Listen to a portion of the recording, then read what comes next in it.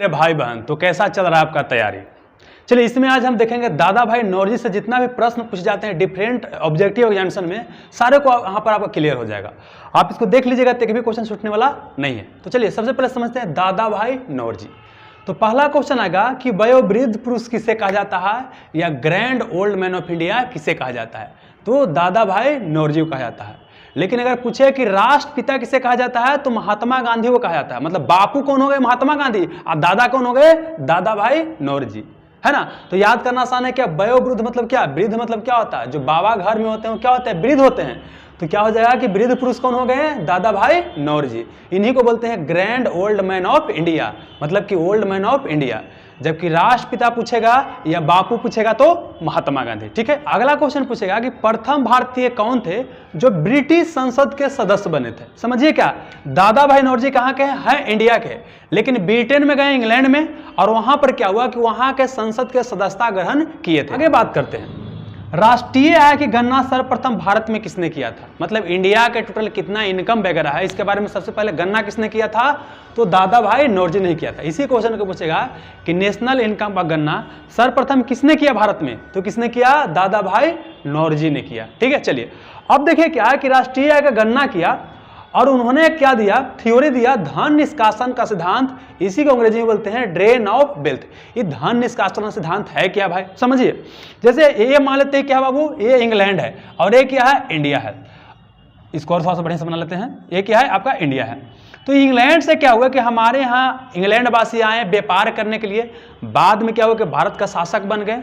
अब क्या हुआ कि जब शासक बन गए तो यहाँ के अधिकारी वगैरह यहाँ पर आता था नौकरी करने, और जब नौकरी करेगा तो पैसा फिर कहाँ लेकर जाएगा? अपना घरे।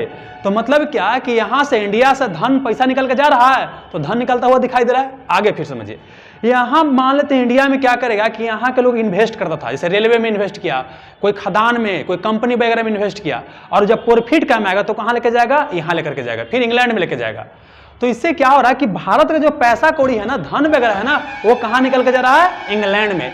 इसी को उन्होंने बोला क्या कि इंडिया जो गरीब है, इसके पीछे रीजन क्या है कि भारत से सब पैसा निकल के कहाँ चल जा रहा है? इंग्लैंड में। इसी को बोलते हैं धन निष्कासन का सिद्धांत। इसी को बोलते हैं drain of wealth theory. Drain का मतलब होता है निकालना, और वेल्थ का मतलब होता है धन का निकलना। समझ में गया? आगे आते हैं। अगला क्वेश्चन पूछेगा, देखिए, भारत को आजाद कराने के लिए एक बना कांग्रेस, जिसको बोलते हैं भारतीय राष्ट्रीय कांग्रेस नामक संस्था बना। ये कांग्रेस कब बना दोस्तों? तो कांग्रेस बना 1885 में। क्या बना? 1885 में। तब क्या है कि कांग्रेस का अधिवेशन प्रत्येक साल दिसंबर महीना में होता था, और उसमें उस साल के लिए एक अध्यक्ष का चुनाव होता था। तो प्रथम बार हिंदू अध्यक्ष कौन बने?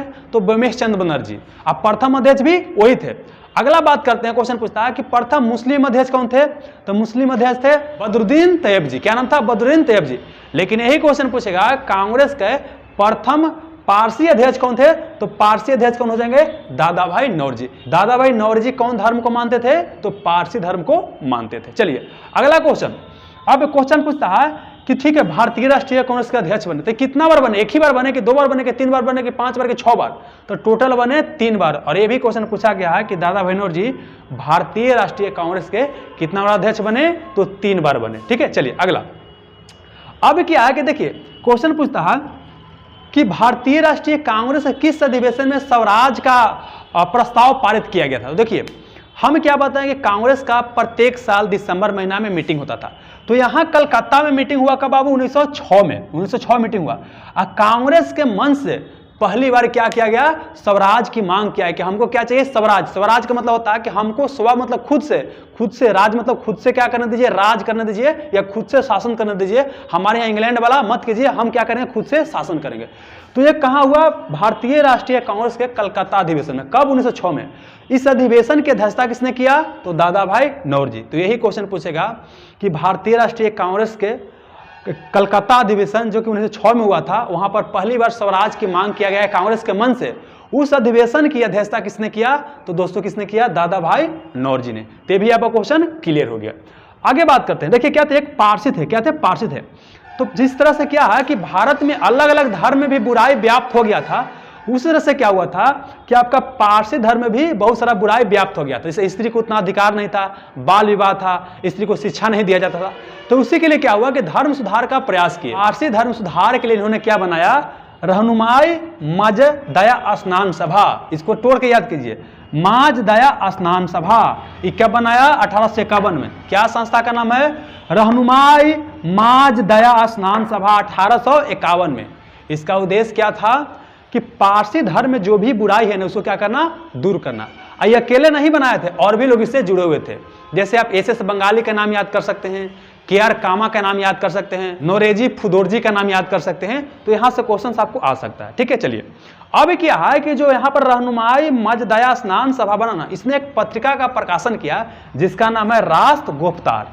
तो क्वेश्चन ऐसे ही पूछ सकता है कि राष्ट्र गुप्तार पत्रिका का संबंध किस व्यक्ति से है? अगर वहां पर ऑप्शन रहेगा दादा भाई नौरजी तो दादा भाई नौरजी हो जाएगा।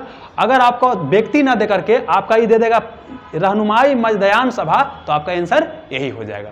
ठीक है, तो जल्दी जल्दी से देख लेते हैं हम लोग क्या देखें। दादा भाई नौरजी को बोलते हैं वयोवृद्ध पुरुष, यानी grand old man of India बोलते हैं। अगला क्या बोले कि ब्रिटिश कैबिनेट के सदस्य बनने वाले प्रथम भारतीय थे। अगला क्या बोले कि दादा भाई नौरजी प्रथम व्यक्ति थे जिन्होंने भारत में राष्ट्रीय आय की गणना किया था। अगला क्या देखे कि इन्होंने धन निष्कासन का सिद्धांत दिया जिसको बोलते हैं ड्रेन ऑफ वेल्थ थ्योरी। अगला क्या बोले कि कांग्रेस के प्रथम पारसी अध्यक्ष थे।